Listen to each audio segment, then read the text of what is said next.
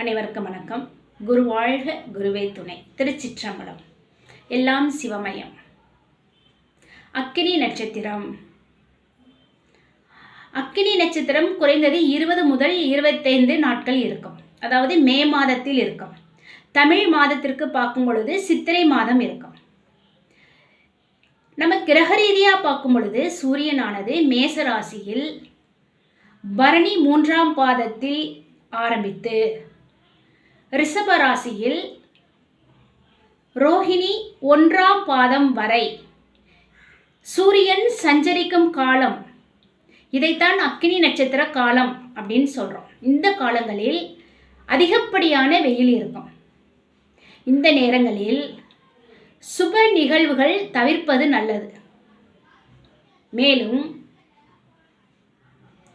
இளநீர், நீர், மோர் இவற்றை தானம் செய்வது மிக மிக சிறந்தது.